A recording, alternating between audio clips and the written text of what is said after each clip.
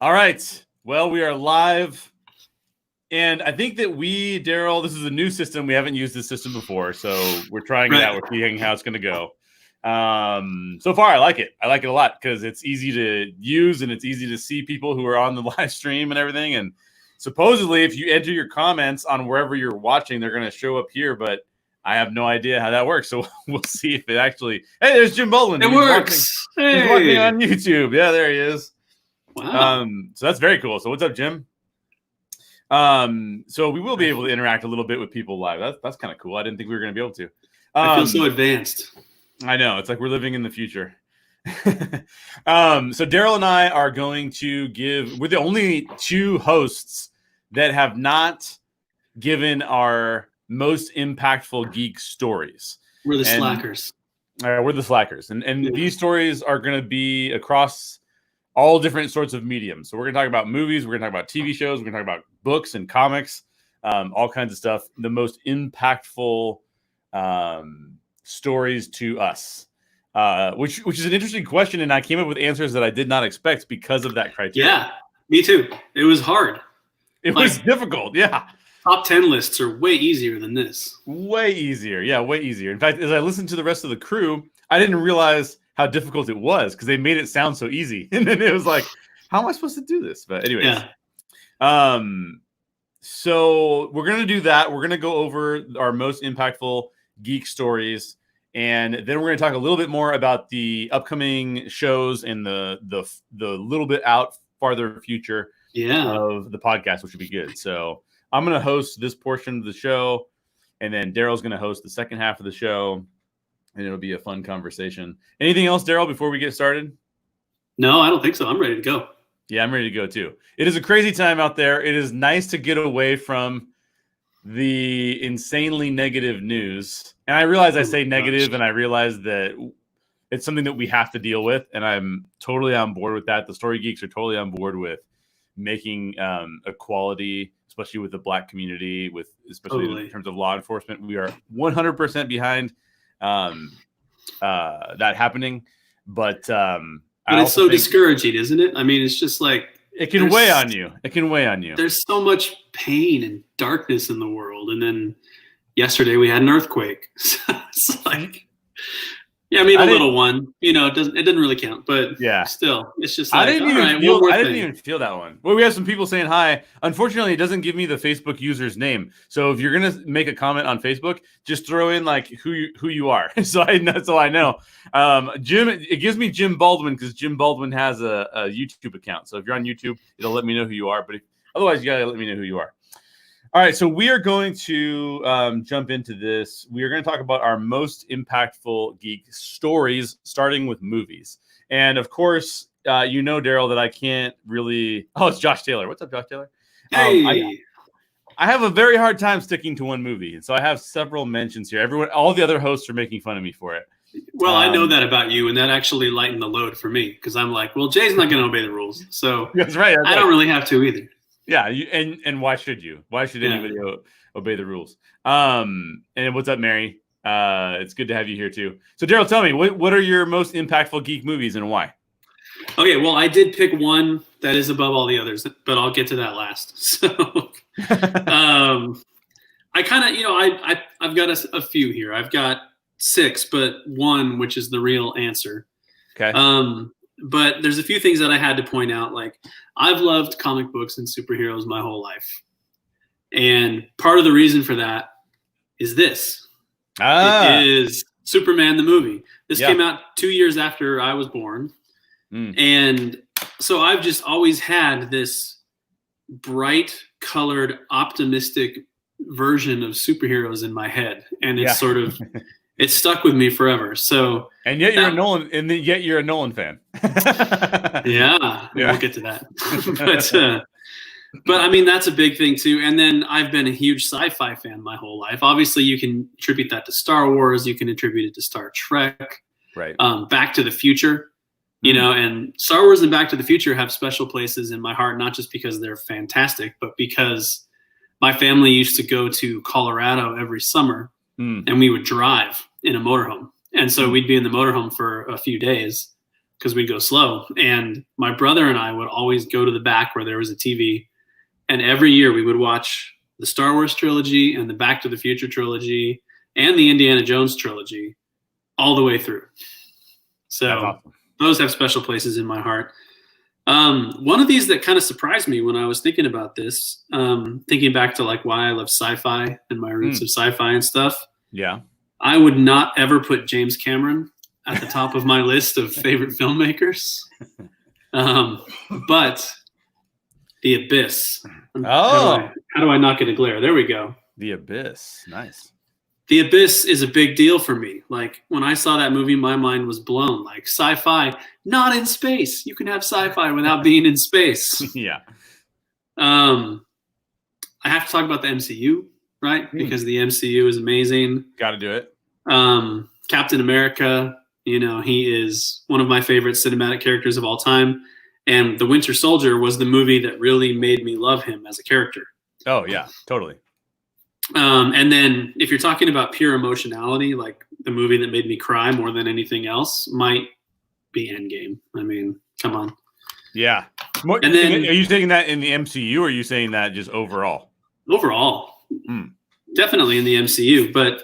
And then, I mean, arguably my favorite movie right now is A Quiet Place. I got to learn how to get these on screen properly. There we go. Yeah. Krasinski's A Quiet Place. Yeah, I mean, just it dethroned what used to be my favorite movie, and it's the best movie about family that I've ever seen. Yeah. Never mind the fact that it has aliens and suspense and stuff like that, but right, it's just a beautiful film. So that became my favorite movie. But if I'm being honest, well, before you go there, yeah. I want someone to come out with a fan theory, about how Some Good News and A Quiet Place are in the same universe. I want to see what that movie looks like. Yeah. And what's up, So Random? Good to see you. Or we'll find out that Michael Scott is in A Quiet Place Part 2. Yeah. He's part of the Space Force. Is that what it is? Did you watch that? I haven't watched that yet, no. Is it good? It's all right. That's what everyone says. Everyone says they're like, yeah, it's all right. It's good. Yeah. It's funny. But I mean, there's no getting around it for me. There's been one movie my entire life that I've looked forward to more than anything else in the history of cinema. And it delivered better than anything else that I had that much anticipation for. And we'll go through a bunch of other reasons why it's my most impactful film, but it is The Dark. Oh, The Dark Knight. It is The Dark Knight. The Dark Knight. So, I mean, okay, so Batman Begins comes along, right? Right. And to date, at that point... Terrible movie. Yeah. How are they going to recover from that? Yeah. How did Nolan ever get another job? That's right. No. That's right. But for me, there hadn't been a great Batman on screen yet. Now, when we get to the TV section, I'll talk about how Adam West definitely had a big impact on me. And Tim Burton's film, they of course had a big impact on me too. The Joel Schumacher ones were good for a laugh. And so, but there was just not my Batman on screen. And I hesitate to say that because I don't like being that picky, but there just wasn't a Batman on screen that I'm like, that's amazing. Okay. And then Batman Begins came out and I'm like, oh, it's almost there. I'm like, this is so much better. It's almost there. And then The Dark Knight. And The Dark Knight just, I mean, it's the gold standard for superhero movies still, and it is just an amazing movie on every level. And I remember when it was in production and I remember all the emotions of like, finding out that Heath Ledger was playing the Joker. And I'm like Heath Ledger? Like the good-looking dude from A Knight's Tale is going to play the Joker? I'm like, that doesn't make any sense. Like, what is that all about? And then they started releasing shots of him and clips and stuff like that. And I'm like, oh my gosh, this is amazing. Yeah. And then he died. And crazy. And that, I mean, I remember how hurtful that was as a fan. I was just like, oh my gosh. Like I still remember it when it happened. You and I used to work together at a company, and I was at work, and one of our coworkers came in and was like, "Oh man, I heard your boy died," and I'm like, "What does that mean?" Yeah, exactly. Like, I wasn't married yet, so I didn't have kids, so like that would have been a horrific thing to hear. But somebody check on Brad. Yeah, our coworker Brad. So I'm like, "What does that mean?" And then I'm like, he's like, "Oh, that Heath Ledger guy." I'm like, "What do you mean he died?"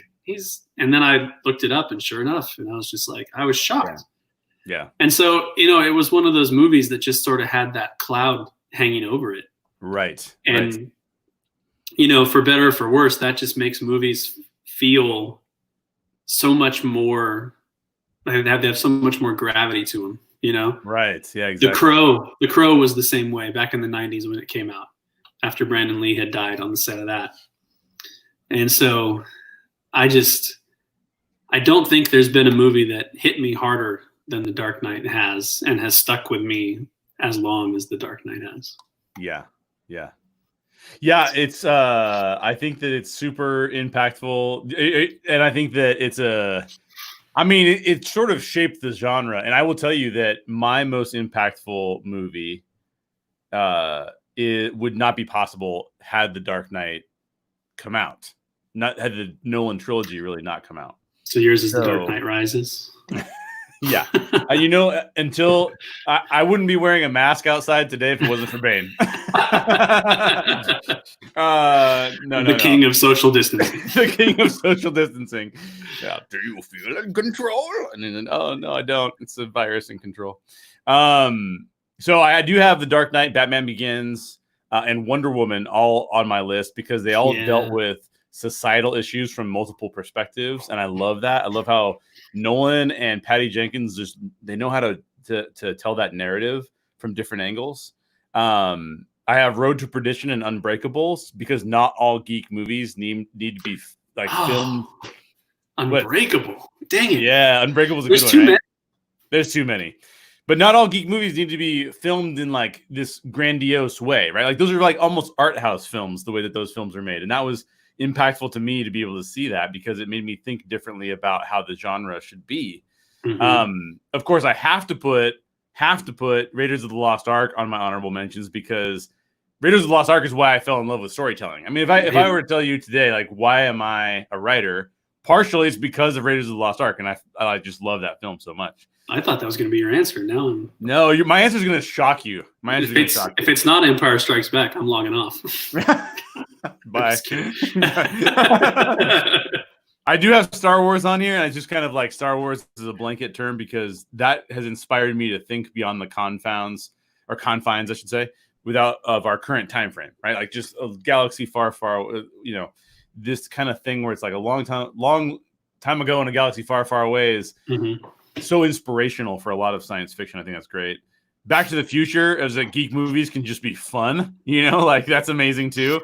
And then Guardians of the Galaxy because the power of ensemble. But those, as I thought about it, like those were all honorable mentions. They were not the most impactful geek movies to me.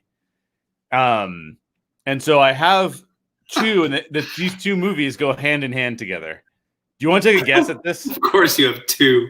You want to guess? Man, they go hand in hand. So yeah, they go hand in hand. Like, are they a franchise? No, but it's same voice. See if anyone else can guess too in the comments if you want to try and guess. Okay, maybe I'll say The Fast and the Furious and Triple X. It's got to be it, right? Yeah. I just thought a bald man could never be a star, and then Vin Diesel came along. No, that's not it. No, what actually my two most impactful geek movies were made by the same person, directed by the same person, and it's actually Watchmen and Man of Steel. Those are the two most impactful movies to me. Yeah. So let me just talk about why. The first is that both are visually stunning, to the point of revolutionary, honestly. Like the opening sequence of Watchmen is one of the most beautiful sequences I've ever seen on film. Some of the really intimate shots in Man of Steel are some of the most beautiful things I've seen in a geek film. Man of Steel is incredibly personal. Like the way that Superman goes on his journey is The emotions are really deep. The fact that Clark is an alien and feels isolated really comes through in that movie. Watchmen doesn't quite have that from a really personal perspective, but it does have. It is a tragedy that calls into question our obsession with superheroes, and it calls into question our impulses to revere flawed people. And I love that aspect of Watchmen. Only very occasionally do geek films also work as deeply poignant works of art. And I know a lot of people will disagree with me when I say this, but I feel like both Watchmen and Man of Steel are works of art for me. They're not flawless. They're not flawless at all, but they just really increased my interest in the genre.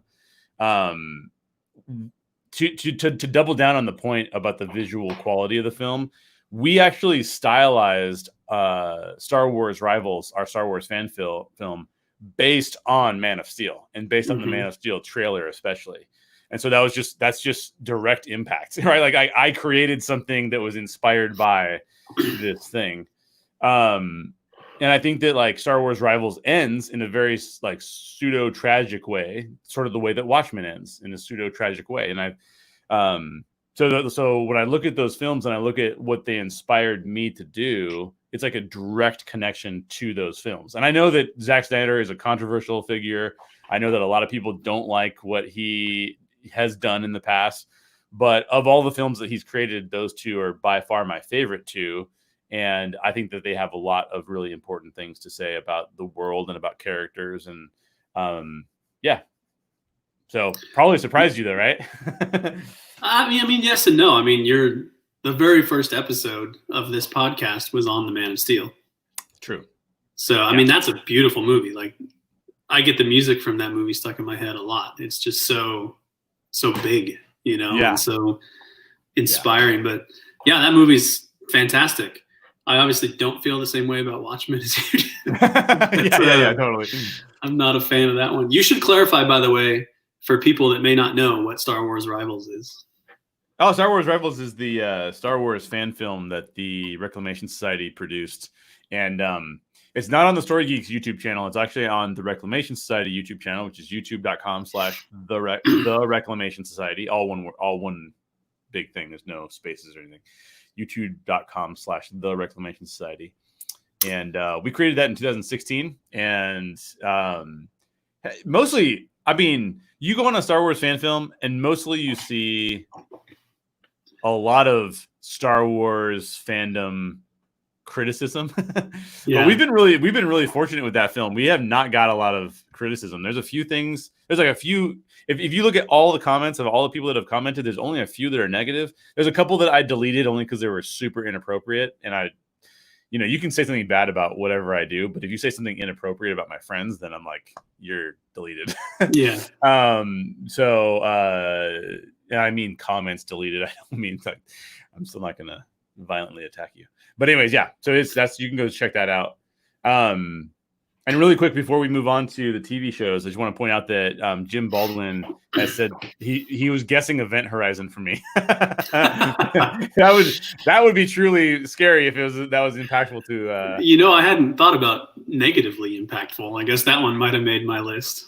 That's why I don't want to go to space. Event Horizon, The Exorcist. Eesh. Yeah.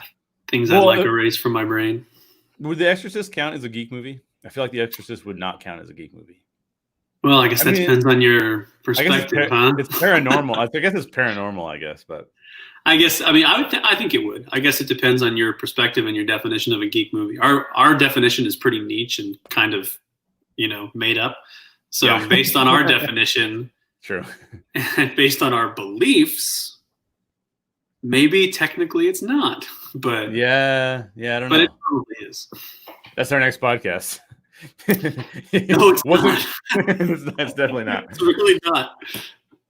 So we got a couple more comments. Mary Baldwin says E.T. from her childhood, which is a great choice. That's a great one. And then Josh Taylor from Network 1901 says that Watchmen had such an impact on comics. It really did. Alan Moore, when he wrote Watchmen, was actually sort of being critical of the genre in terms of its idolization of its heroes. And so he specifically brought about a story that would have issues with that. But Josh also says that Back to the Future is his most impactful film. And that's hilarious because we did a Back to the Future podcast with Josh Taylor. He loves the heck out of that movie, and rightfully so. I feel like Josh Taylor is the Marty McFly that we need today. Yeah. I think so. If he had a hoverboard, he's a shoo-in. I feel like he's a shoo-in. And he just realized that we did that. That we did a podcast with him. We did do that, Josh. We did do that. You can go watch the videos on YouTube if you want to. All right, Daryl. I almost said Josh. All right, Daryl, let's talk about our most impactful TV shows. What's your most impactful TV show? Yeah, TV shows. Man, I've been watching TV a long time. So, when I was a kid, anytime there's going to be a through line to the stuff that I talk about, and it's going to be Batman. So just settle in for that. Yeah. Wow, that's heavy. Good, Josh. I like that. But when I was a kid, I never got more excited in a TV show than when I saw Batman. So whether it was Adam West and Burt Ward, whether it was a Super Friends cartoon, whether it was a freaking Scooby-Doo cartoon with Batman and Robin as the guest stars, that was a thing. Mm-hmm. I got so excited. So when the Batman animated series came out, that was a big deal for me because that was serious. Like that was real Batman, Yeah. And it gave us Kevin Conroy as the voice of Batman, which is still, when I read a Batman comic, that's whose voice is in my head. But that's not my real answer. That was just, part of my journey. That's what Nick said. Nick said he had Batman, the animated series was his top. Yeah. It's a huge, huge deal. But I don't think I can get around the impact of Buffy and Angel, and really specifically Angel, more so than Buffy. Partly because what I love about TV is serialized storytelling. I love characters that evolve and go through changes, and not your sort of typical like procedural shows where people don't really change. It's just kind of a new story set in the same setting. But when things really change and things really get impacted, and you get to go on a journey with these people, and Buffy was the first time that I really got that. It was the first time that I was like, oh crap, I can't miss an episode, because it informs what's happening next. And Buffy was such a cool combination of fun and goofiness, but also like seriously high stakes and some serious gravity when you get later in the series. And then, throughout watching that show, I kept finding myself thinking, well, the best character on the show is Angel. He's really, really cool. And then I find out during Buffy season 3 that Angel's getting spun off. He's getting his own series. And I'm like, his own show. Yeah. Oh my gosh. And that to this day is probably still my favorite TV show that has ever happened. And oddly enough, it's because it's the best live action Batman TV show we've ever had. In my opinion. And I know it's not a Batman show, but it really is. I mean, if you watch it, Angel really is Batman. And I didn't watch either of those shows all that much, so I just need to, whenever they're on Netflix or whenever they're on wherever they're going to be, I need to check them out. Yeah, and I mean, I'm not a vampire, and I haven't slaughtered hundreds of people, so I don't know why I identified with him so well. But yeah, just dozens. I mean, not hundreds, but dozens. Yeah, I haven't quite hit triple digits yet, but that's right. He's he was constantly on a journey for redemption, something that he wasn't really ever going to find. And it was just a compelling angle that was never going to be solved. And that kept it interesting the whole way through, Yeah. And I don't think it got the ending that it should have gotten. It sort of got to end, but not really. But I loved that show, and I love David Boreanaz as that character, and I can't watch him do anything else these days without seeing Angel. Yeah. I'm like, why is Angel dressed up as a SEAL team member? Those things don't make any sense to me. But that show, man, like that was sort of like comic book storytelling in a TV show done really, really well. Yeah, that makes sense. And ironically, since then, it's gone the other direction. Now we don't have the show, but now there are actually really good Angel comics. So. Oh, no way. That's cool. At least it picked up that way. That's kind of nice. Yeah. Before I get into mine, So Random had said that their 3 most impactful geek TV shows are Teenage Mutant Ninja Turtles from 2003, The Spectacular Spider-Man, and Lost. So there you go. Yeah.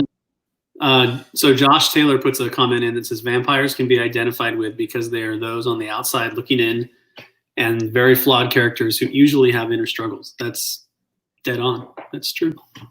Yeah, and I always recognize them when they sparkle. How dare you? Oh, I'll see myself out. Myself out. Yes, and Monty Thigpen is here. Monty Thigpen is here. What's up, Monty? Good to see you. You know, if you're going to bring up sparkly vampires, you may as well throw out the little bit of real life trivia about the final Twilight film. That we went to see it together? With our wives. With our wives. Yes. Who were the real fans of the series, not us. That's not us. Yeah, I mean, I don't have any posters of Edward and is it Jacob? I can't make a joke because I don't know the characters. Anyways, Jim Baldwin, by the way, says that his most influential TV shows are Batman 66 and Star Trek, which we've heard from Jim before in slightly different ways. So yeah, and by the way, speaking of Batman, talking about Batman to Angel to Twilight. Yeah. And now the new Batman, Robert Pattinson. It all comes around, man. Dude, it is all conspiracy theory is what it is. It's a conspiracy theory. Okay, so this is a good I believe this is probably Mary, but Mary brings up Battlestar Galactica, and that's a good segue into mine, which is not Battlestar Galactica. Well, she's probably talking about the original Battlestar Galactica. The original. Yeah, she is. Which she is should be in my list too. I mean, I loved that show so much. And she says she met the guy that played Boomer. I met him too at a convention. Maybe same. Might have been the same convention. Super cool guy. Really nice. Well, I'm referring to the reboot. So I'm referring to the Battlestar Galactica reboot because the show that is most impactful to me came out of the same era as Battlestar Galactica, as Lost, as some of these really big shows that I think ushered in. Because you had like a slightly older shows like what you're talking about with Buffy and Angel, and then you had X-Files. How dare you? Yeah, just a slightly older. X-Files. You're slightly older. I am. Most of our fans. But those shows came out of so those shows built a framework for the Battlestars and the Losts and all of those. I know where you're going with this one, I think. Do you? You know where I'm going? Is it not an entire show and just one season of a show? Yeah, you can't spoil it. It's just one season of the show because the rest of the show is horrible. The rest of the seasons were horrible. But the first season of Heroes, the first season of Heroes, I thought was a masterpiece. I mean, I went through a complete set of emotions on that show. The show had really compelling characters and very interesting situations. Yeah, they were coming from all over the world. It was a fairly diverse cast. It was funny. It was emotional. The lead character they're all trying to figure out their powers at once, which was really fascinating. Peter Petrelli played as a nurse, and he had sort of this like good heart about him. But then you had the character played by Zachary Quinto. Oh, shoot. Yeah. Siler? Is it Siler? Siler, yes. Yeah.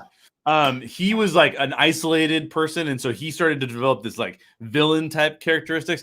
Just really, really, really, really solid show. I mean, it was an amazing show. It's really disappointing because the show just dove off the side of a cliff. It did, especially Siler. Like, he was so dark and foreboding in that first season. Yeah. And then in the later seasons, they're showing you like his childhood and you meet his mother. And it's like, so weird. Doing? But one of the things I loved about that show is that they would actually go through the artwork that they used to sort of create the show, and they drew the characters into the show. I just felt like that was a really cool way of putting like comic book art into your comic book show, and I thought that was really cool. So, and I think that show, it really did lose steam because there was a writer's strike around that time, and that really like hurt the show.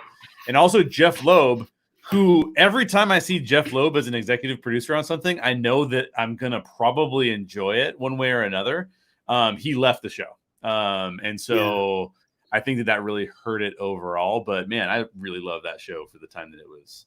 Jeff Loeb, also amazing comic book writer.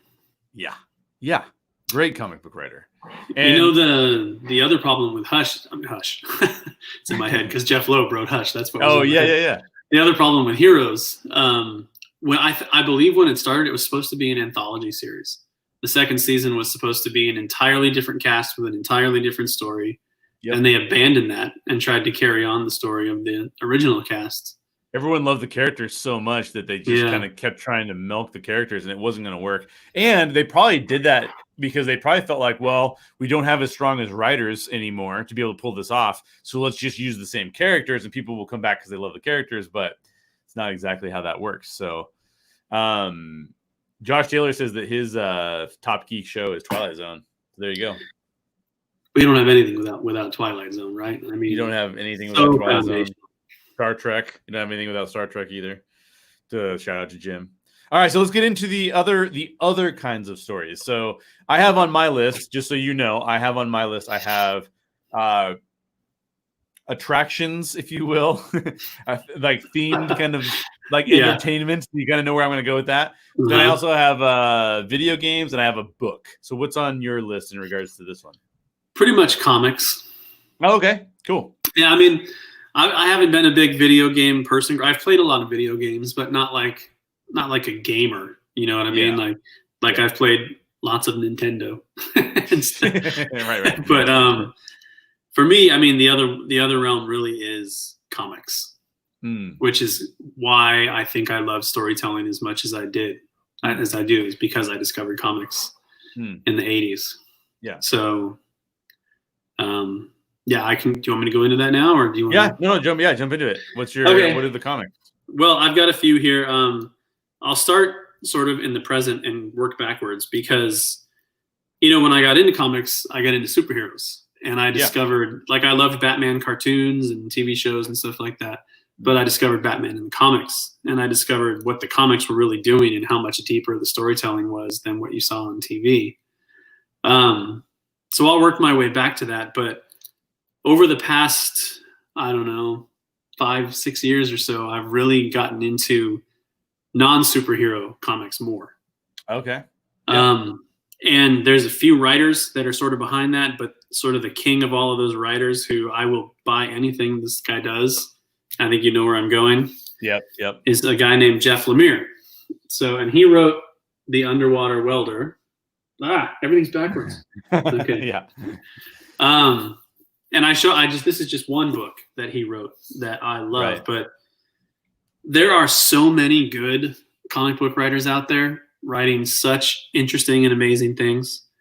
Jeff Lemire, Matt Kint, Cullen Bunn, Rick Remender, like so many amazing comic book writers and so many good stories. So I have to say that because that's kind of what's forming me right now. But when I was a kid and a teenager and I was reading comics, I was always struck by, making the characters feel like real people. And the two biggest ways that I would always be impacted by that were when they put a character through a very, very deep struggle. Yeah. Or when we got to see pictures of legacy, which I've talked a whole lot about on the show before. I love legacy. But when you talk about deep struggles and stuff like that and putting these characters through these things that real people go through, like loss of loved ones and a death in the family, Batman, a death in the family. I suck at this.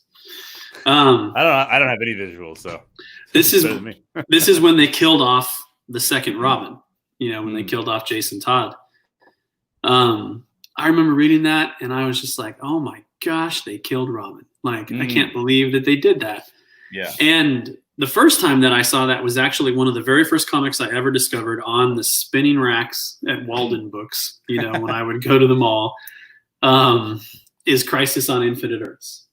Oh, nice. And you talk about killing off characters. I mean, on this cover alone, you can see Flash running to his death and Superman holding a dead Supergirl. And I mean, there was so many.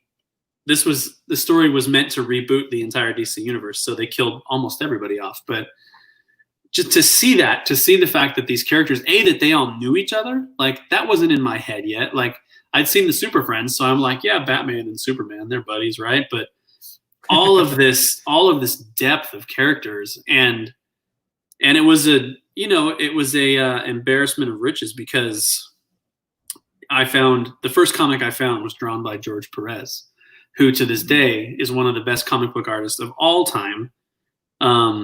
And he can put so many characters on a page and still make it cool and definable. It's insane. So he's the Whedon. He's the Joss Whedon of comic book artists. Oh, Joss Whedon wishes he was George Perez. Whoa. Okay. Yeah, I'll stand by that. I'll stand by that. He also wishes he was Marv Wolfman, by the way, who wrote the Crisis on Infinite Earths. And speaking of Marv Wolfman and George Perez, probably the most impactful comic to me to date was the New Teen Titans. So this is just one of my many New Teen Titans books. And the reason for that is legacy. So, you know, when I was a kid, I knew about Batman and Robin, right? I knew Batman had a sidekick. He had Robin. Right. What I did not know is that in the comics, they let these characters grow up and they let them become their own people. And there's real evolution and real change and real things to follow along if you put in the time. Right. And legacy just totally blew me away, you know? I mean, and it continues to be an important thing to me. Like, I used to be like, I was more like the legacy, right? Because I think about it in terms of my dad. And now I think about it in terms of my son. Like, it's my legacy. And it's just this theme that I can't let go of. And I am almost always more intrigued by the characters that are inspired by characters, you know? Mm-hmm. So Robin, Dick Grayson, is actually my favorite character, Nightwing. He's more intriguing to me than Batman. The Winter Soldier is more intriguing to me than Captain America. You know, Miles Morales is more intriguing to me than Peter Parker. And the list just goes on. Like, it's almost always true. And I think I'm just fascinated by these characters that are inspired by another character, and then they add their own stamp to it. So, and the New Teen Titans is all those characters, right? The Teen Titans originally were sidekicks. That's where they started. So it was the sidekicks of Batman, Wonder Woman, The Flash, Green Arrow, and Aquaman. And then they all grow into their own people. And I don't know, man. It's just that's been the thing that I love in storytelling more than anything else ever since. If you had to pick one comic of all those ones that you just shared about, which comic would you have chosen? The New Teen Titans. That's definitely that's the most impactful one to me. So I wouldn't say that it's the best stories I've ever read, but conceptually, it hit me harder than anything else. It made me love comics, which, you know, I've kind of gone in and out of a little bit over the years, but it's never really left me. That was pretty special when we had Chuck Patton on the show then.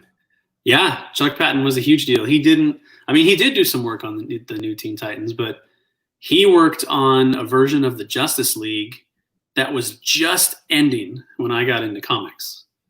No way. Yeah, he worked on what's called the Detroit era of the Justice League, which is it's a long story, but that particular era of the Justice League was just kind of coming to a close when I was getting into comics. And then a whole new one started, which was arguably, like, it started off way more comedic and stuff like that. So when I was starting to read, like, you know, I'd seen the Justice League on cartoons and stuff like that, but I go to read it in comics and it's almost a comedy. And I'm like, this is so goofy. Like, this seems like an inferior Justice League. And then later on, when we sort of returned to the original glory of the Justice League, like when Grant Morrison came in and started bringing some of that back, I was like, oh yes, it was an inferior Justice League, but there were some cool stories then too. So we have a cool story because I bring up Chuck Patton because Daryl and I went to Los Angeles Comic-Con. And Daryl was looking to pick up some comics and stuff like that. And there's a lot of collectibles, obviously, at Comic-Cons, if you guys have been there. And we're walking through the different aisles. And Daryl, I can't remember which artist it was that you wanted to buy from. But you and I I don't want you to say the name either, because we didn't have the best experience with that particular person. And so you were kind of like, I'm not sure. Like, there's not really anything that I really want to get. And it just so happened. I honestly don't remember. Yeah, I don't remember who it was either. But there was one guy that I bought. I'll say his name because he's awesome. There's a guy named Norm Rappin that I bought something from. That stands out to me because we invited him onto the show, but he doesn't really do that kind of thing, but super nice guy. And I still have his piece hanging up on the wall that I bought. Yeah, totally. And that was awesome. He's a fantastic artist. But we were walking along and we saw that Chuck Patton wasn't talking to anybody. And so we stopped by and probably talked to Chuck Patton for, I don't know, maybe like 40 minutes or something like that. It was a long time. You bought a book from him. He drew a picture in your book. And then we said, hey, do you ever want to come on our show? It'd be really great to have you on the show. We can talk about, we talked about Superman with him, but at the time we were like, you want to talk about something else? And he's like, yeah, sure, I'd love to. Well, we tried to have a show with him, but he couldn't get the technology to work. And he told us, he said, you know what, I'm kind of an older school guy. Like, I don't do the technology that well. And this is back in the day when the studio we recorded in was in my backyard. And I go, well, do you want to just come to the studio? And so here it is. Chuck Patton just shows up at my house, and we bought him from LA. Like, he drove all the way down from LA. Yeah, like over an hour. I know, all the way from LA. We bought him some Chick-fil-A. He ate with us. That's right. Here in the studio, and and then we recorded about Superman, and that was just such a cool, like. What did he say about us? He's like, he's just kind of cool to hang out with a couple of people, like just like talking comics and stuff. But that was so cool that he did that. Oh my gosh! And hung out with us. It was one of my favorite experiences on the whole show. Like, just getting to sit there and talk with him, and he was super open. Like, he was super. Like, he talked about how he was a foster kid and about how Superman really speaks to him in that way, and it was a very memorable, impactful episode. And I still interact with him every now and then on Facebook and stuff like that. And I would love to get him back on. He's just a very gentle person, a very gentle. He's an awesome dude. And I really appreciated that. I actually, we saw him at another convention after that one. And I walked over and hung out with him a little bit. And I actually ran his booth for a few minutes while he went to the bathroom. You never know when the Story Geeks will show up and what we'll help you with. Our services were available. Speaking of, I helped out with the Network 1901 booth one time too. So that was true. Well, it wasn't a Network 1901 booth, but still I helped out the crew over there. I also have to say, in the world of comics, while we're talking about that and the show, we also, while we're reminiscing on the show a little bit, we also got to talk to Dan Jurgens, who that's right. I didn't talk to Dan Jurgens. You did. Superman. Yeah. Which I didn't mention before, but that was a huge deal when that came out. And talking to him was, that guy draws my Superman. Like, when I see a Dan Jurgens drawn Superman, I'm like, oh yeah, that's what it's supposed to look like. So, legitimately a hero to get to talk to him too. Yeah, I didn't get to talk to him, but that was a cool show to listen to. Okay, so Monty says that the most impactful geek show to him right now is Legion. And then also just in his life, the old kids TV show Arthur made him who he is. Nice. And then what else we got here? We got Facebook user, which is probably Mary Baldwin, says love Stephen King books. I'm assuming that's Mary. And then so talk to me about you. So two things. Network 1901, Josh Taylor, says, as a Batman fan, I'm surprised that you haven't said The Killing Joke. Why haven't you said The Killing Joke? Well, now there's a nice little bit of trivia for us to reminisce on. All right, let me talk about The Killing Joke. The Killing Joke as a comic. Let me talk about the movie. Yes. So The Killing Joke as a comic, fantastic. Like, very dark, but very, very cool story. iconic because that's when Barbara Gordon, who was Batgirl, got shot and crippled and became Oracle, who was arguably a better character than Batgirl was. Beautiful art in that by an artist named Brian Bolland. Awesome comic book artist. So, yeah, I mean, I knew about that for years, and I loved that story. And then the movie came out, the animated movie. And you and I were like, yes, let's go see that. And let's podcast on it immediately. And I walked out of it going, dude, I do not want to talk about this movie. You immediately bailed on me on that one. I did. Because it was just stupid. I mean, we don't need to go into it, but they added story to it because the original story is basically just one issue. It's not like a big, long story. Well, let me go into it a little bit because the original comic is just one issue. Yeah. It is an example of essentially of violent, graphic, not fridging because the character doesn't die, but of it. It is heavily implied that the Joker sexually assaults Oracle or Barbara Gordon.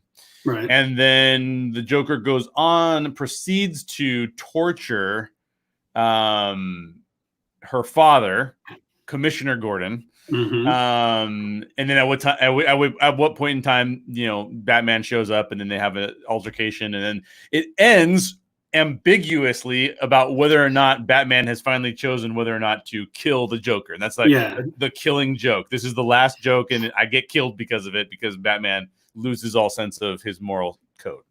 Yeah, and the whole idea is to try and prove that I think the Joker's trying to prove that Batman is really just one bad day away from being the Joker. Exactly. And it gives a little bit more backstory to who the Joker is, which is sort of an inspiration for the Joker movie, actually, which is why the Joker movie is called an adapted screenplay, not an original screenplay, because it's not like the Killing Joke that much at all, but it just gets some inspiration from it.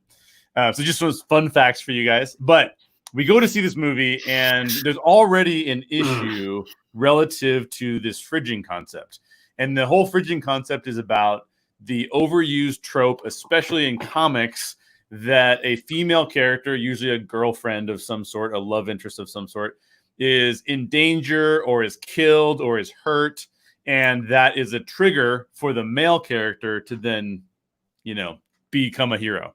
Yeah, and it comes from a Green Lantern comic when Green Lantern's girlfriend was murdered and shoved into a fridge. That's why it's called fridging. There you go.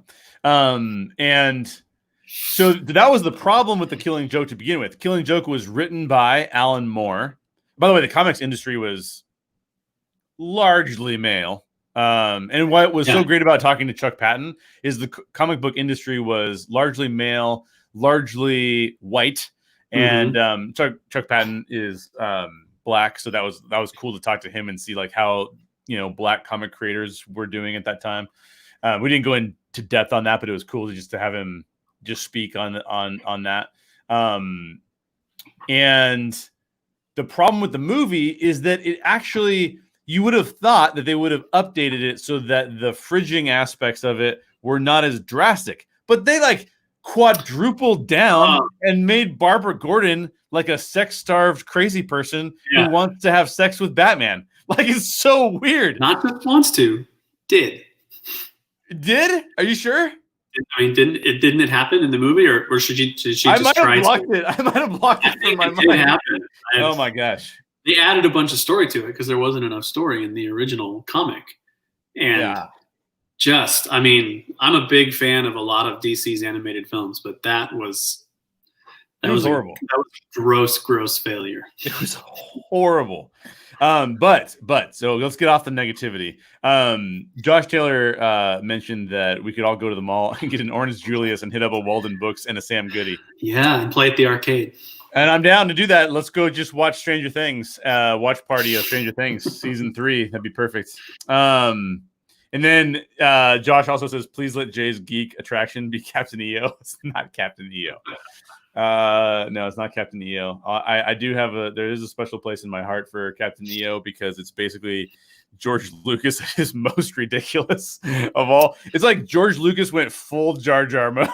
I was going to say, have you seen the prequel trilogy? Yeah, he just well, it's that, but like prequel trilogy on steroids. It's crazy. Captain EO is almost Apocalypse Now compared to the prequel trilogy.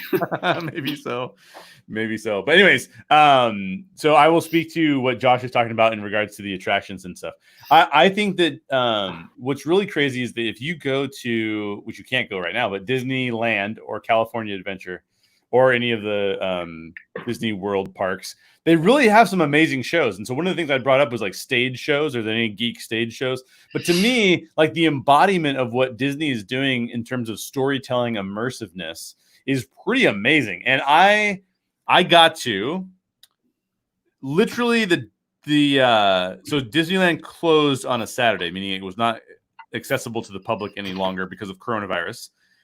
The Thursday before the Saturday, I went to Disneyland to Galaxy's Edge with co-host of the show, Justin Weaver, and Justin and I went on Rise of the Resistance. Mm-hmm. And I will tell you, I understand they say it's a ride, but honestly, it is more like I'm not going to spoil anything, but it's like you walked onto the movie. You walked onto the set of the movie and it is a show that happens around you.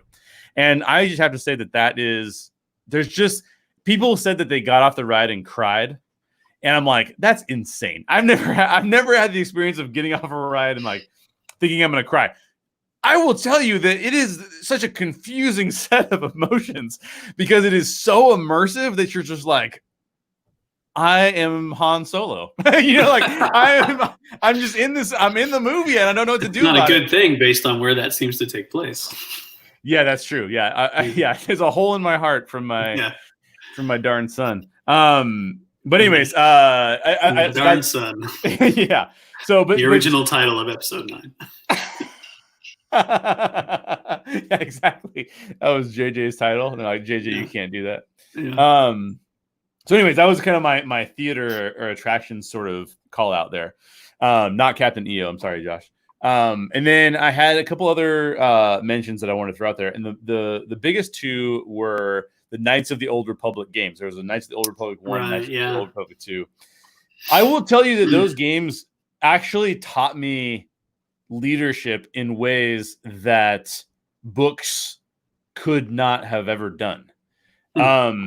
Because what they did was they did this artful thing of saying, not only will your behaviors impact the people around you and the people that have decided to align themselves with you, but even the conversations that you have and whether or not you build them up or tear them down, that will cause them to act differently based on your interactions with them. And most games never go that far. Like most games never get to a place where it's like, I learned leadership from a game. But the fact that you can learn, I guarantee you, go play the game. If you pay attention during that game, you will learn how to influence other people. And you'll realize as you're learning that you can influence them towards the dark side or influence them towards the light side. And literally that is the case with every other human being you deal with. Like if you choose to go into a relationship and you choose to bring negativity and bad energy, bad energy, whatever that means. But like you're saying negative things into them and speaking negative things into them and encouraging them not to love other people, they will start to turn a corner where they go down to the dark side effectively. And the same thing is true if you try and feed life into people. And that those games are pretty powerful for that reason and fantastic stories.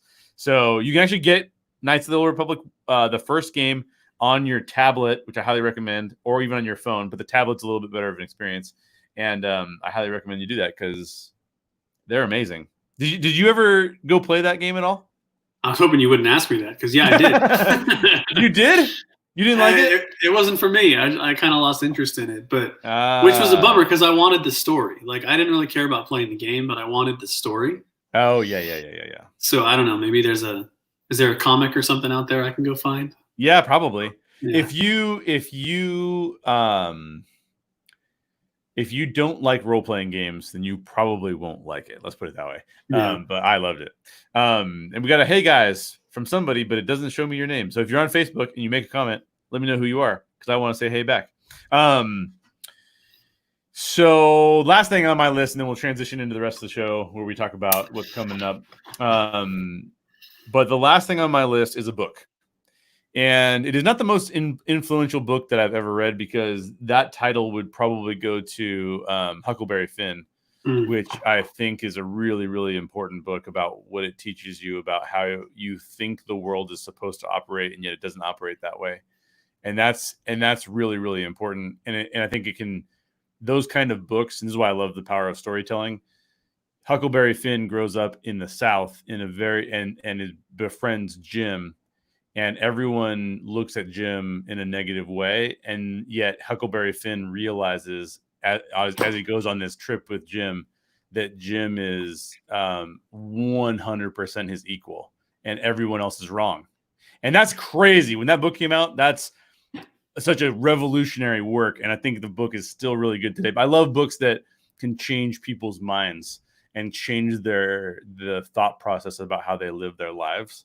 I wish we had more of that today for the reasons we could use those things. But the actual hey Caitlin, but the actual book that I chose is actually a geek book, and it is Treasure Island. Treasure Island, yeah, because it's a fantasy book. It's a fantasy book about pirates that never existed, and it's really fun. It's really enjoyable. There's such a level of suspense. Children are in danger throughout the book because young Jim Hawkins goes on an adventure with pirates. It is an unlikely thing to happen, but it happens anyways. And I just remember thinking to myself as a kid that it was so compelling because all of the conflict that just happens, that comes up because there's a kid on like trying to deal with these pirates and trying to find this hidden treasure. And there's this moment where you're reading about it in the beginning. This is a key way of delivering suspense in stories. But these pirates show up to the Benbow Inn where Jim Hawkins is, where he worked. His parents own the Benbow Inn. And these pirates keep showing up and going like, whatever you do, like watch out for the one-legged man. And you're like, ooh, the one-legged man. And then you meet Long John Silver and he's not that bad. And you're like, oh, Long John Silver's awesome. And then of course he's the villain, like it's just good. Like the way they handle that's all really, really, really good. So before we transition into your section, Daryl, I got Jim Baldwin saying X-Wing and TIE Fighter games from the 80s were awesome. That's true. They were very awesome. Josh Taylor says that he is a Galaga and Q*bert fan. Yeah. I love Galaga. And you know what? My son loves Galaga. My 7-year-old son loves it. Yeah. I never really played Galaga that much, or I didn't really play Q*bert that much either. I did play way back in the day before they ever came out with the Castle Wolfenstein 3D game. There was a Castle Wolfenstein game where you were literally a stick figure. I did play that game. And then Jim Baldwin says that the Thrawn series from Timothy Zahn, which is a super popular series, was influential and impactful to him. And so thanks for joining us for that part of the show. The next part of the show, I'm handing over to Daryl because we are talking about what the Story Geeks podcast is sort of shifting into, what we're going to be doing in the future. Yeah. So, we are, by the time this episode comes out, it'll be just about the middle of June in 2020. That's right. And this podcast started as the Reclamation Society podcast in June of 2016. So we've been doing this for just almost exactly 4 years. Yeah. How non-committal is that? Just almost right exactly. Throw another 4 years. In there. Yeah. And if you look at the feed on the podcast, this is going to be episode 195. But if you count other stuff we've done, we've definitely done more than 200 episodes. And so it's been, we've been at this for 4 years.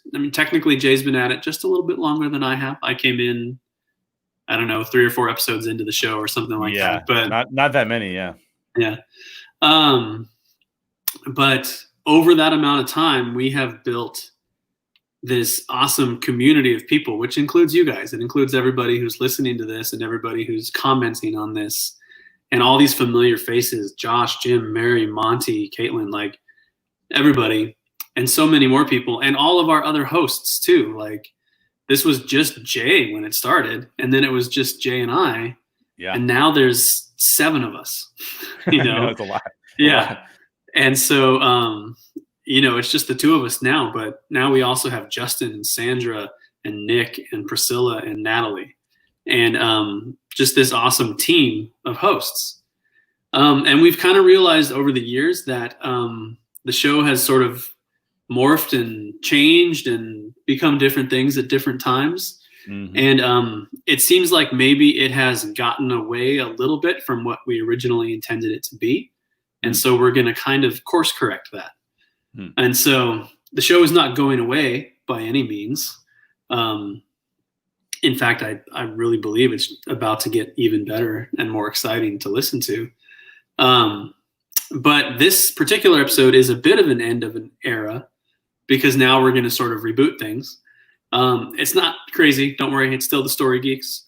It's still us. Although one big change is you're going to hear less of Jay.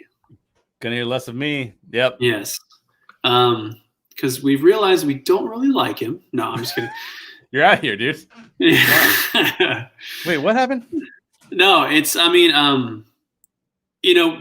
addition to the podcast, Jay is starting a business. He's running a nonprofit. And so that demands more of his time, and you're going to see a lot more of him on YouTube as well. So he will pop into the podcast from time to time. But moving forward, it's really going to be mostly driven by myself and the other hosts. And we are the biggest change to the show. There will be a new structure and some new features and stuff like that. That's all sort of being worked out and ironed out. We as a team are building those things, and we're still working on that. But the biggest thing we're going to do is, if you listen to our shows, at the end of every show, Jay, what do we say? Question everything in your favorite geek stories, and always seek the truth. And always seek the truth. That is what we're leaning into. So we've been digging deeper. We've been making things better. We've been nerd fighting. And all of those things get at the truth in one way or another. But the truth is what we love. The truth is what we believe matters.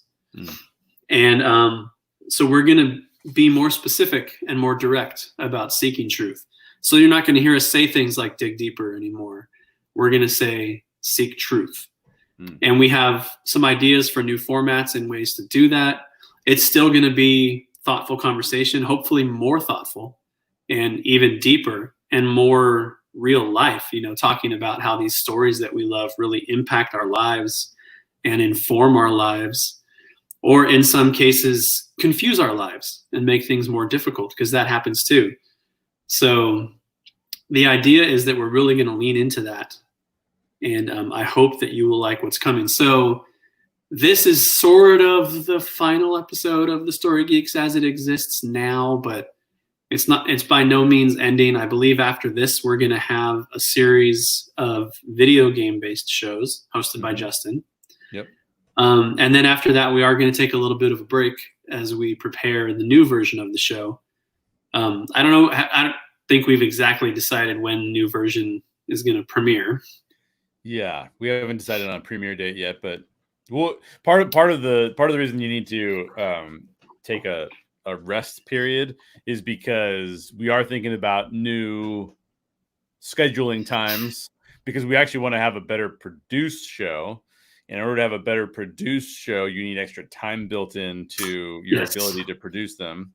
And just getting a few guests aligned and things like that is really important to be able to get to that next stage. So yeah, we'll go on hiatus for a little bit, but you probably won't recognize the hiatus that much because Justin and Ryan will be working on a podcast together. Yeah, and it's not going to be crazy long. I mean, we're not going to disappear for months, Right. And another thing I didn't mention is I think, we have some ideas for a new format for the show, which will really facilitate you getting to know the hosts better, because right now we have the perspective is sort of whoever's hosting the show per se is the person that writes the questions and sort of drives the whole conversation.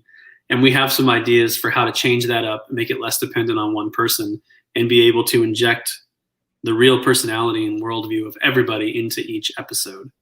And when we have guests come on, that same thing would happen from them. So I really, truly believe that what we're working on is going to take the best part of what our show is and amplify it. That's really our goal. And someone's asking me, you don't need to answer on the show, but send me a message. What is the oval frame over your left shoulder? Oh, that is Alex.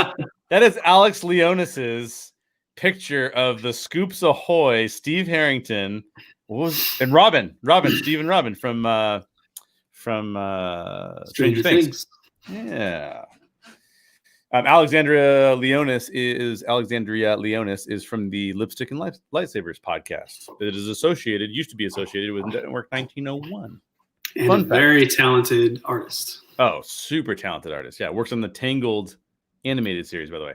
So let me respond to a couple things that Daryl said, because I'm super excited about the new direction that the podcast is going, and just a little bit about why you're not going to hear from me quite as much.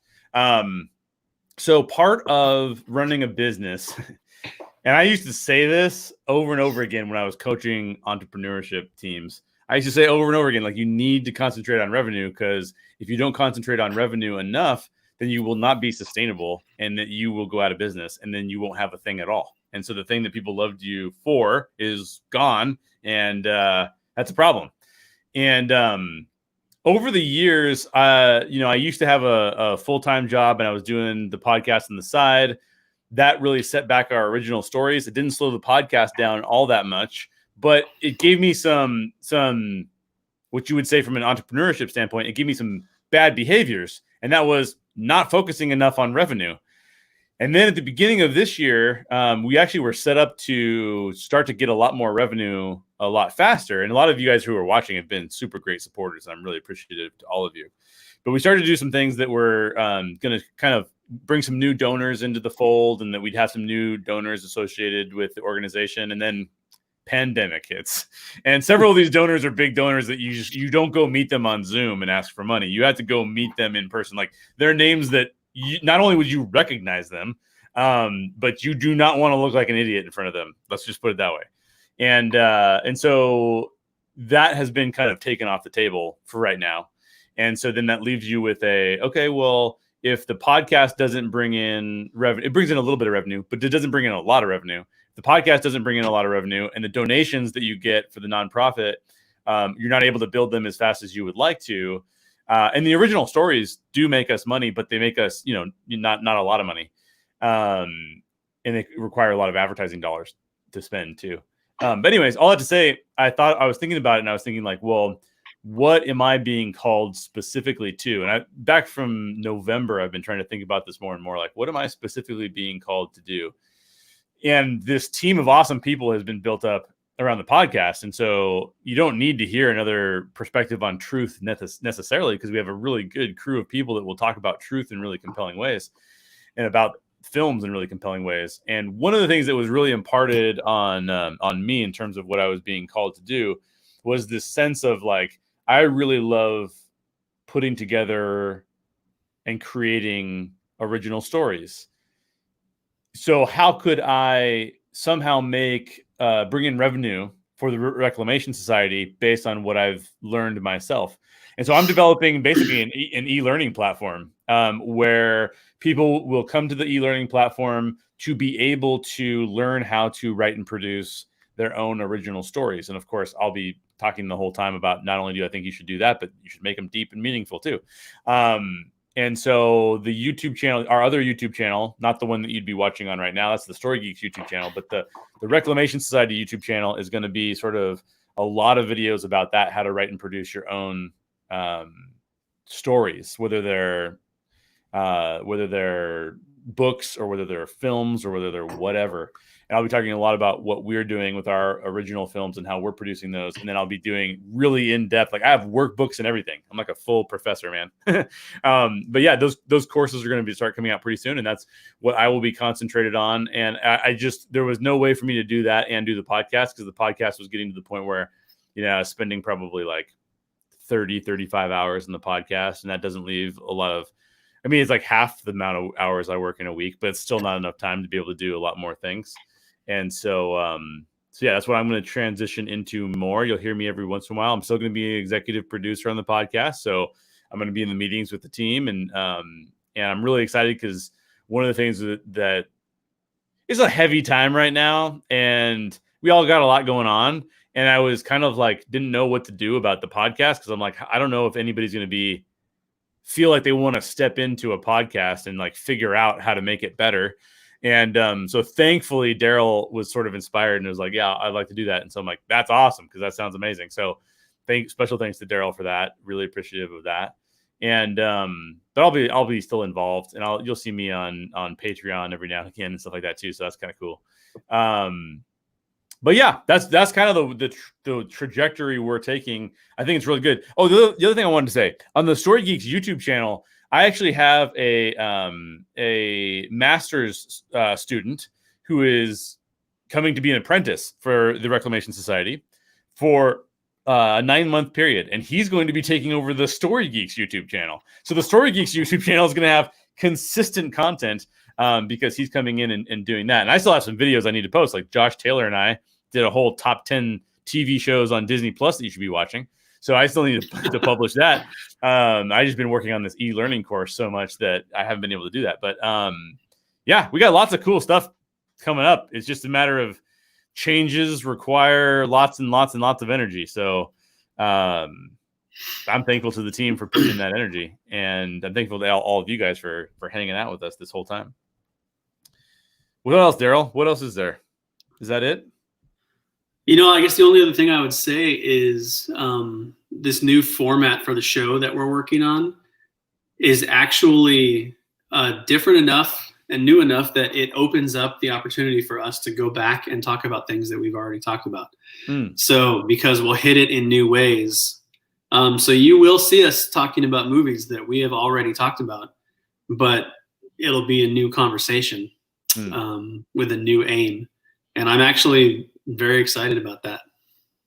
Yeah, and the one thing I'll say too is we haven't decided if we're going to. I've noticed I study this stuff a lot behind the scenes. Like you guys see me, I'm on the podcast and I'm talking about geek stuff. And it's fun. Behind the scenes, I'm like constantly like taking in data and looking at like what's going on our YouTube channels, and how do we get more search engine optimization, and how do we do this stuff. Because obviously we want to build the community, build the podcast, have more people come into the podcast and listen to the podcast. If you look back into our statistics, the biggest podcast that we have ever done, 9 of our top 10 shows were on Marvel, on the MCU specifically. The 10th show was not Star Wars, which you would assume, right? Star Wars is just below it. But the 10th show is actually the Game of Thrones show that we did. And so I thought it was going to be the Meg. No, darn. No, unfortunately, no. Maybe we should do another. You could do another show on the Meg. That's such a frustrating point in the history of our show because I got to be honest, we wasted a guest on the Meg. Yeah, we had an amazing guest for that show, Ali Plum, who's a host for BBC Radio 1 in the UK, and he's been on the Empire podcast, and he's a big deal. You can go on YouTube and see him interviewing the biggest of the big, and he was really fun. It was a super fun episode, but we got to get him back and talk about something that actually has some depth to it. It's true. Yeah. It'd be really good to have him on the show. He's a very gregarious, friendly, funny guy. But yeah, so anyways, the idea will be to go back into the Marvel playing field for a bit, but let me just say one other thing that we haven't. The intent of the Story Geeks is for the Story Geeks to become a network. So one of the things that we're doing with the video game show, and if you guys really like the video game show, then I need to hear your feedback on it, and so that we can, kick that off into its own show. But on the video game, we're testing the video game show because we really want to have each of the different shows has its own topic, maybe. We haven't landed on that fully yet, but one of the things I look at when I look at data is that people come to your show because you're talking about a thing. And it's hard when you're talking about a lot of different kinds of things, because when you're talking about a lot of different kinds of things, a lot of people haven't seen those shows or haven't seen those movies, and they just happen to be a Star Wars fan, they just happen to be a Marvel fan. And so they tend to drop off after you stop talking about the thing that you wanted to talk about. And so one of the ideas that we've had is that we could start to, underneath the Story Geeks umbrella, underneath the Story Geeks network, we could actually have lots of different types of shows, whether it's like the horror show with Sandra and the Marvel show and the DC show and the sci-fi show. I mean, I'm not talking like 5 years in the future now, but that would be cool to do. So if there's topics that you guys want to hear us talk about, then let us know what those look like. I've gotten feedback from a lot of our patrons already that they all love Marvel, and that'd be a cool thing to talk about. So that's what we're going to start to talk about with this particular show that we're going to be doing. But yeah, I'm looking forward to that. And it may be that we find out new things as we pursue this direction, and then we have to adjust a little bit from there. But we're not getting so far off the normal kind of show that it's going to be like off brand for what the Story Geeks has been. It's just more on brand is what it is. Right. Yeah.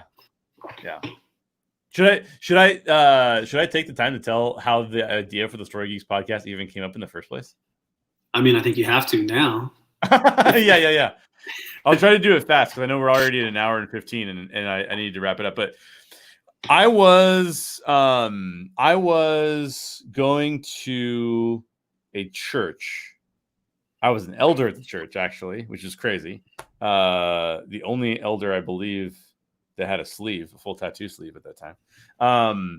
But I think I actually got the sleeve after that. Now that I think about it, it does not matter. And I heard from a guy who was talking about having deep conversations with other people about spirituality.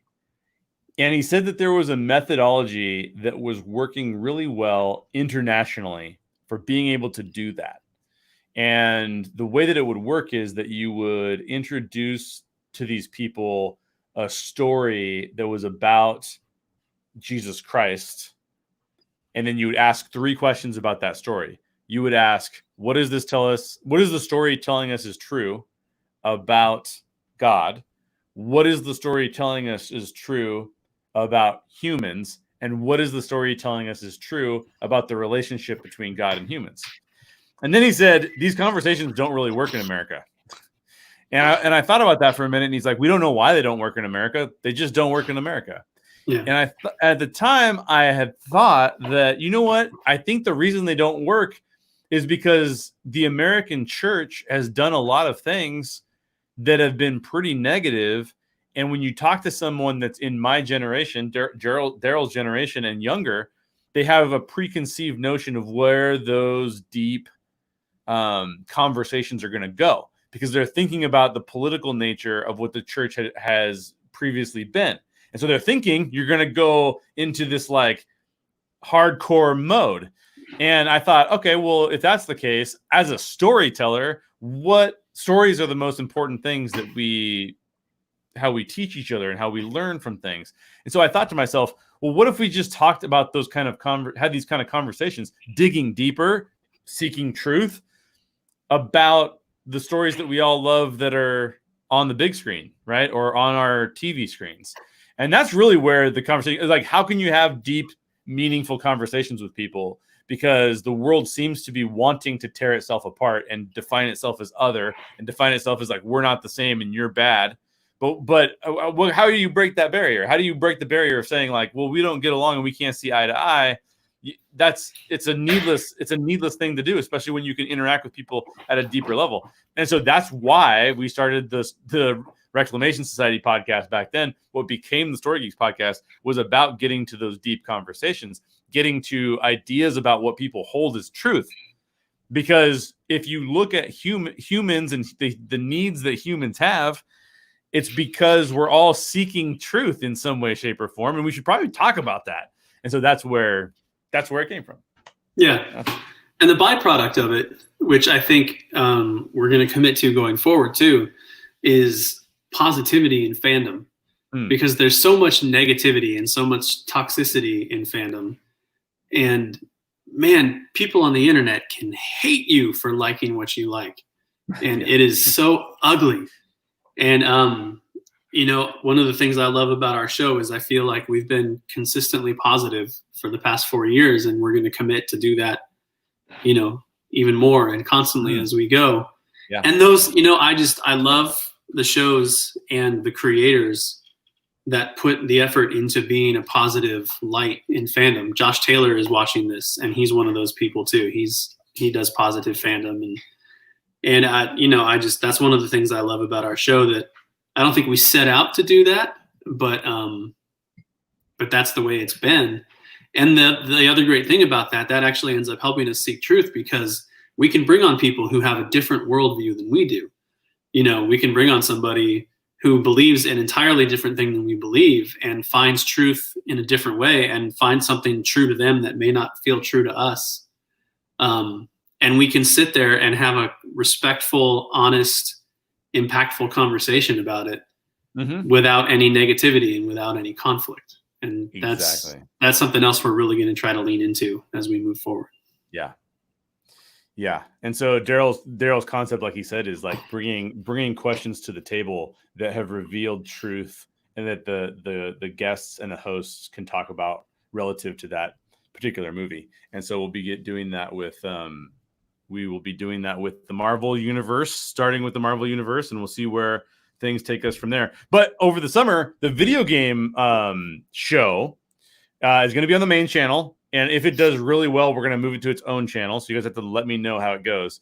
But what they're going to do is they're going to post in the Story Geeks Facebook group the games that they're going to be playing, so that you can play along with them. And then when they talk about it, there's stuff that you can bring to the table effectively, because you're talking about it with them. So just to put that out there, FYI, that is something that you guys can do. So. Anything else, Daryl? Speaking of positivity, that one's going to be hosted by Justin Weaver. Yeah, and the reigning king of positivity. Reigning king of positivity, and his friend Ryan, who's also like incredibly positive. If you were hanging out with him in college, you'd just be like looking back and forth, being like, "Who are these two? Why are they so positive? What are they doing? What did they eat Lucky Charms this morning? Is that why they're being so positive? I don't understand." But yeah, no, they're great, and they're going to do a really good job. So stay tuned for that, and definitely play the games, because they're choosing games that will only take you about 5 to 10 hours or less to play. So it's not going to take over your life. It's a good time. We're in a pandemic. A lot of people have some free time on their hands. Play a game with them. Sounds good to me. So we'll go ahead and close it out there. If you guys have any feedback for us, any questions for us, feel free to message us. Any suggestions, you feel free to message us. And if there's any kinds of topics that you want us to see, topics that you might even say, like, launch it into its own podcast, because I'd love to hear about that, then let me know about that as well. In the meantime, thanks for all you guys who stuck with us for an hour and 20 minutes. You guys are the best fans of all time. And everybody stay safe out there. Stay safe out there, and say some positive things to people that you love. Even say some positive things to people you don't like. Go say some positive things in the world, because the world is acting ridiculous right now, and we need to get our acts together. So please go be positive in someone else's life and help them seek truth, because otherwise, what else are we doing? I'll step off my soapbox now. No, stay on it. It's good. It's good. Yeah. Anyways, question everything in your favorite geek stories, and always seek the truth. We'll see you guys later. Bye.